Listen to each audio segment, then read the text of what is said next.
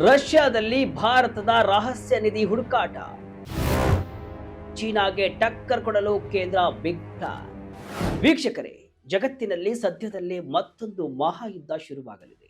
ಆದರೆ ಈ ಯುದ್ಧ ಬಾಂಬ್, ಮಿಸೈಲ್ ಅಥವಾ ಯುದ್ಧ ವಿಮಾನಗಳಿಂದ ನಡೀತಾ ಇಲ್ಲ. ಬದಲಿಗೆ ಕಣ್ಣಿಗೆ ಕಾಣದ ಅತ್ಯಂತ ಅಪರೂಪದ ರಹಸ್ಯ ಖನಿಜಗಳಿಗಾಗಿ ನಡೆಯುತ್ತಿದೆ. ಹೌದು, ನಾವು ಮಾತನಾಡ್ತಾ ಇರುವುದು ರೇರ್ ಅರ್ತ್ ಎಲಿಮೆಂಟ್ಸ್ ಅಂದ್ರೆ ಅಪರೂಪದ ಭೂ ಖನಿಜಗಳ ಬಗ್ಗೆ.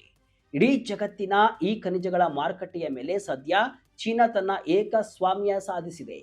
ಚೀನಾವನ್ನ ಎದುರಿಸಲು ಅಮೆರಿಕದಂತಹ ದೊಡ್ಡ ದೇಶಗಳೇ ಒದ್ದಾಡುತ್ತಿವೆ. ಆದರೆ ಇದೀಗ ಭಾರತ ಸದ್ದಿಲ್ಲದೆ ಚೀನಾಕ್ಕೆ ಬಿಗ್ ಶಾಕ್ ನೀಡಲು ಒಂದು ಮಾಸ್ಟರ್ ಪ್ಲಾನ್ ಅನ್ನ ರೆಡಿ ಮಾಡಿಕೊಂಡಿದೆ. ಭಾರತದ ಸರ್ಕಾರಿ ಸ್ವಾಮ್ಯದ IREL ಸಂಸ್ಥೆ ರಷ್ಯಾದ ಅತಿ ದೊಡ್ಡ ತೈಲ ಕಂಪನಿ ರೋಸ್ ನೆಫ್ಟ್ ಜೊತೆಗೆ ಅತ್ಯಂತ ರಹಸ್ಯ ಮಾತುಕತೆಯನ್ನು ನಡೆಸ್ತಾ ಇದೆ. ಅಷ್ಟಕ್ಕೂ ಎಲ್ಲಿ ನಡೀತಾ ಇದೆ ಈ ಆಪರೇಷನ್ ಗೊತ್ತಾ? ಜಗತ್ತಿನ ಅತ್ಯಂತ ಕ್ರೂರ ಚಳಿ ಇರುವ ರಷ್ಯಾದ ಸೈಬೀರಿಯಾದ ಟಾಮ್ಟಾರ್ ಎಂಬ ರಹಸ್ಯ ಪ್ರದೇಶದಲ್ಲಿ ಅಮೆರಿಕದ ಕಣ್ಣು ತಪ್ಪಿಸಿ ಚೀನಾದ ಕೋಟೆಯನ್ನ ಧ್ವಂಸ ಮಾಡಲು ಭಾರತ ಹೆಣೆಯುತ್ತಿರುವ ಈ ರಹಸ್ಯ ವ್ಯೂಹ ಏನು? ಇದರಿಂದ ಭಾರತಕ್ಕೇನು ಲಾಭ? ಈ ವಿಡಿಯೋದಲ್ಲಿ ಕಂಪ್ಲೀಟ್ ಸ್ಟೋರಿಯನ್ನ ಬಿಚ್ಚಿಡಲಿದ್ದೇನೆ. ಮಿಸ್ ಮಾಡದೆ ಕೊನೆಯವರೆಗೂ ಈ ವಿಡಿಯೋವನ್ನ ನೋಡಿ. ನಾನು ಶಿವಮೂರ್ತಿ ಸರ್ಬಾ. ಏನಿದು ಟಾಮ್ಟಾರ್ ರಹಸ್ಯ? ಭಾರತಕ್ಕೆ ಯಾಕಿದೆ ಇದರ ಅಗತ್ಯ? ಮೊದಲಿಗೆ ನಾವು ಈ ಟಾಮ್ಟಾರ್ ಅಂದ್ರೇನು ಅಂತ ತಿಳ್ಕೋಬೇಕು. ರಷ್ಯಾದ ಸೈಬೀರಿಯಾ ಪ್ರದೇಶದಲ್ಲಿರುವಂತಹ ಯಾಕುಟಿಯಾ ಎನ್ನುವ ಜಾಗದಲ್ಲಿ ಈ ಟಾಮ್ಟಾರ್ ಡಿಪಾಸಿಟ್ ಇದೆ. ಇದು ಜಗತ್ತಿನಲ್ಲೇ ಇದುವರೆಗೂ ಯಾರೂ ಪೂರ್ಣ ಪ್ರಮಾಣದಲ್ಲಿ ಕೈ ಹಾಕದ ಅತ್ಯಂತ ಬೃಹತ್ ಪ್ರಮಾಣದ ಅಪರೂಪದ ಭೂ ಖನಿಜಗಳನ್ನ ಹೊಂದಿರುವಂತಹ ನಿಕ್ಷೇಪ ಅಥವಾ ರೇರ್ ಅರ್ತ್ ಭಂಡಾರ. ಕಳೆದ ವರ್ಷವಷ್ಟೇ ರಷ್ಯಾದ ಸರ್ಕಾರಿ ತೈಲ ಕಂಪನಿಯಾದ ರೋಸ್ ನೆಫ್ಟ್ ಇದನ್ನ ತನ್ನ ವಶಕ್ಕೆ ಪಡೆದುಕೊಂಡಿದೆ. ಈಗ ಭಾರತದ IREL ಸಂಸ್ಥೆ ಈ ಟಾಮ್ಟಾರ್ ನಿಂದ ಅಪರೂಪದ ರೇರ್ ಅರ್ತ್ ಸ್ಯಾಂಪಲ್ ಗಳನ್ನ ಅಂದ್ರೆ ಖನಿಜಗಳ ಮಾದರಿಗಳನ್ನ ಭಾರತಕ್ಕೆ ತರಿಸಿಕೊಳ್ಳಲು ರಷ್ಯಾದೊಂದಿಗೆ ನೇರ ಮಾತುಕತೆಯನ್ನು ನಡೆಸ್ತಾ ಇದೆ. ಮೂಲಗಳ ಪ್ರಕಾರ ಈ ಮಾತುಕತೆಗಳು ಯಾವುದೇ ಖಾಸಗಿ ಕಂಪನಿಗಳ ನಡುವೆ ನಡೆಯುತ್ತಿಲ್ಲ. ಬದಲಾಗಿ ಭಾರತ ಮತ್ತು ರಷ್ಯಾ ಸರ್ಕಾರಗಳ ನೇರ ಚಾನೆಲ್ಗಳ ಮೂಲಕ ಅತ್ಯಂತ ರಹಸ್ಯವಾಗಿ ನಡೀತಾ ಇದೆ. ಇಲ್ಲಿ ಮತ್ತೊಂದು ಟ್ವಿಸ್ಟ್ ಇದೆ. ರಷ್ಯಾದಿಂದ ನೇರವಾಗಿ ಕಚ್ಚಾ ಮಣ್ಣನ್ನ ಭಾರತಕ್ಕೆ ತರುತ್ತಾ ಇಲ್ಲ.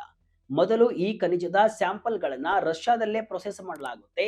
ಅದಾದ ನಂತರವಷ್ಟೇ ಅದನ್ನ ಭಾರತಕ್ಕೆ ಶಿಫ್ಟ್ ಮಾಡಲಾಗುತ್ತೆ. ಭಾರತದ ವಿಜ್ಞಾನಿಗಳು ಮೊದಲು ಈ ಖನಿಜಗಳ ನಿಖರವಾದ ಸಂಯೋಜನೆ ಮತ್ತು ಗುಣಮಟ್ಟವನ್ನ ಲ್ಯಾಬ್ಗಳಲ್ಲಿ ಪರೀಕ್ಷೆಯನ್ನ ಮಾಡಲಿದ್ದಾರೆ. ಎಲ್ಲವೂ ಅಂದುಕೊಂಡಂತೆ ಆದ್ರೆ ಭಾರತ ಇಲ್ಲಿ ಕೋಟ್ಯಾಂತರ ರೂಪಾಯಿ ಹೂಡಿಕೆ ಮಾಡಿ ರಷ್ಯಾದೊಂದಿಗೆ ಬೃಹತ್ ಒಪ್ಪಂದವನ್ನ ಮಾಡಿಕೊಳ್ಳಲಿದೆ. ಇದು ಚೀನಾದ ಮೇಲೆ ಭಾರತ ಹೊಂದಿರುವಂತಹ ಅತಿಯಾದ ಅವಲಂಬನೆಯನ್ನ ಕತ್ತರಿಸಿ ಹಾಕೋಕೆ ಮಾಡುತ್ತಾ ಇರುವಂತಹ ಸರ್ಜಿಕಲ್ ಸ್ಟ್ರೈಕ್. ಏನಿದು ರೇರ್ ಅರ್ತ್? ಭಾರತಕ್ಕೆ ಯಾಕೆ ಮುಖ್ಯ? ಚೀನಾ ಅವಲಂಬನೆಗೆ ಭಾರತ ಮಾಸ್ಟರ್ ಸ್ಟ್ರೋಕ್. ನಿಮಗೆ ಅನಿಸಬಹುದು ಭಾರತಕ್ಕೆ ಈ ಖನಿಜಗಳ ಅಗತ್ಯ ಯಾಕಿದೆ ಮತ್ತು ರಷ್ಯಾದ ಸೈಬೀರಿಯಾವರೆಗೂ ಹೋಗುವಂತಹ ರಿಸ್ಕ್ ಯಾಕೆ ತಗೋಬೇಕು ಅಂತ. ಇದಕ್ಕೆ ಕಾರಣ ಚೀನಾ. ನಿಮಗೆ ಗೊತ್ತಿರಲಿ, ಭಾರತ ಮತ್ತು ಚೀನಾ ನಡುವಿನ ಗಡಿ ಸಂಬಂಧಗಳು ಯಾವಾಗಲೂ ಕೂಡ ಕಿರಿಕಿನಿಂದಲೇ ಕೂಡಿರುತ್ತೆ. ಆದ್ರೆ ದುರಂತವಂದ್ರೆ ಇವತ್ತಿಗೂ ಹೈಟೆಕ್ ತಂತ್ರಜ್ಞಾನಕ್ಕೆ ಬೇಕಾಗುವ ರೇರ್ ಅರ್ತ್ ಮ್ಯಾಗ್ನೆಟ್ಗಳು ಅಥವಾ ಖನಿಜಗಳಿಗಾಗಿ ಭಾರತ ಸೇರಿದಂತೆ ಇಡೀ ಜಗತ್ತು ಚೀನಾದ ಮೇಲೆಯೇ ಅವಲಂಬಿತವಾಗಿದೆ. ಸ್ಮಾರ್ಟ್ ಫೋನ್ಗಳು, ಎಲೆಕ್ಟ್ರಿಕ್ ವಾಹನಗಳ ಮೋಟಾರ್ಗಳು, ವಿಂಡ್ ಟರ್ಬೈನ್ಗಳು ಹಾಗೂ ದೇಶದ ಸುರಕ್ಷತೆಗೆ ಬೇಕಾಗುವಂತಹ ಅತ್ಯಾಧುನಿಕ ರಕ್ಷಣಾ ಉಪಕರಣಗಳು ಮತ್ತು ಮಿಸೈಲ್ಗಳನ್ನು ಕೂಡ ತಯಾರಿಸಲು ಈ ರೇರ್ ಅರ್ತ್ ಮ್ಯಾಗ್ನೆಟ್ಗಳು ಅತಿ ಮುಖ್ಯ. ಸದ್ಯ ಚೀನಾ ಈ ಮಾರುಕಟ್ಟೆಯನ್ನ ತನ್ನ ಕಂಟ್ರೋಲ್ ನಲ್ಲಿ ಇಟ್ಟುಕೊಂಡು ಜಗತ್ತಿಗೆ ಬ್ಲಾಕ್ ಮೇಲ್ ಮಾಡ್ತಾ ಇದೆ. ಭಾರತಕ್ಕೆ ಈ ಡಿಪೆಂಡೆನ್ಸಿಯನ್ನ ಸಂಪೂರ್ಣವಾಗಿ ಕತ್ತರಿಸಿ ಹಾಕಬೇಕಿದೆ. ಅದಕ್ಕಾಗಿಯೇ ಭಾರತ ಸರ್ಕಾರದ ಪರಮಾಣು ಇಂಧನ ಇಲಾಖೆಯ ಅಡಿಯಲ್ಲಿ ಕೆಲಸ ಮಾಡುವಂತಹ IREL ಸಂಸ್ಥೆ ಜಾಗತಿಕ ಮಟ್ಟದಲ್ಲಿ ರೇರ್ ಅರ್ತ್ ಸಪ್ಲೈ ಚೈನ್ ಸೃಷ್ಟಿಸಲು ಈಗ ಹಗಲಿರುಳು ಶ್ರಮಿಸ್ತಾ ಇದೆ.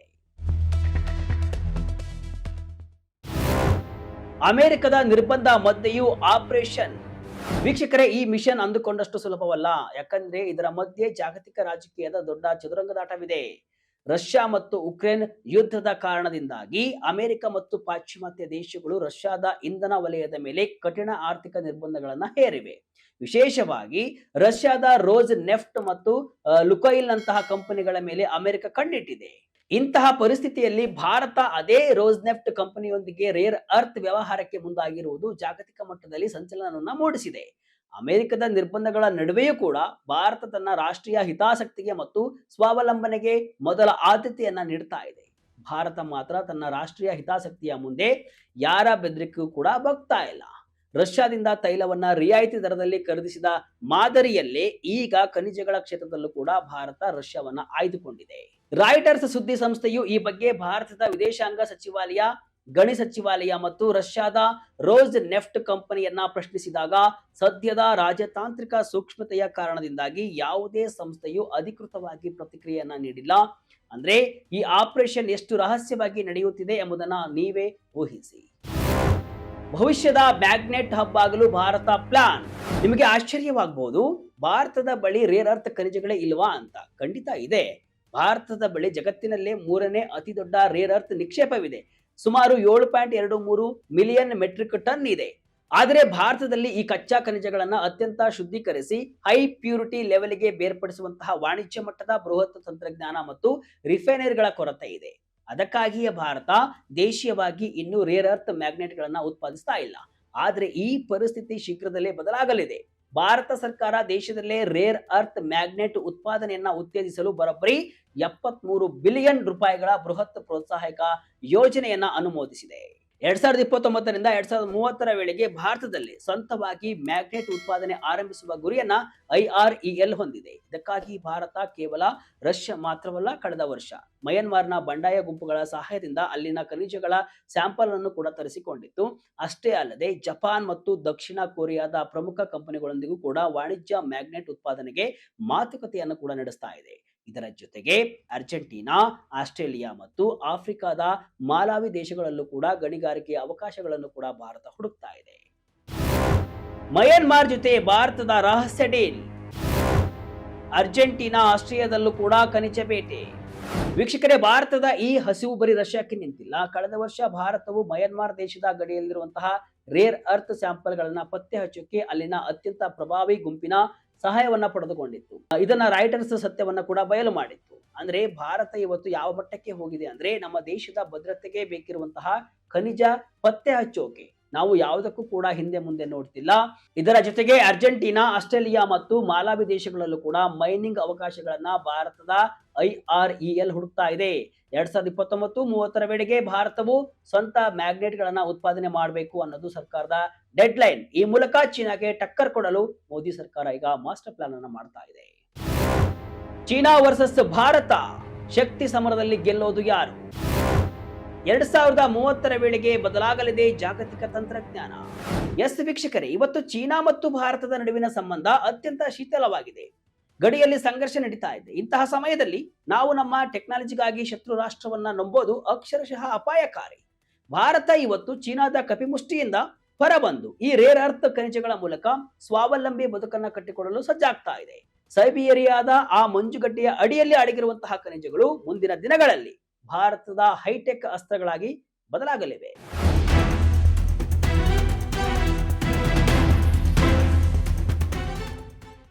ಒಟ್ನಲ್ಲಿ ಇಡೀ ಜಗತ್ತು ಚೀನಾದ ದಬ್ಬಾಳಿಕೆಗೆ ಹೆದರುತ್ತಿರುವಾಗ ಭಾರತ ಮಾತ್ರ ರಷ್ಯಾ, ಆಸ್ಟ್ರೇಲಿಯಾ, ಜಪಾನ್ ಜೊತೆ ಕೈ ಜೋಡಿಸಿ ಚೀನಾದ ಏಕಸ್ವಾಮ್ಯವನ್ನ ಮುರಿಯಲು ರೆಡಿಯಾಗಿದೆ.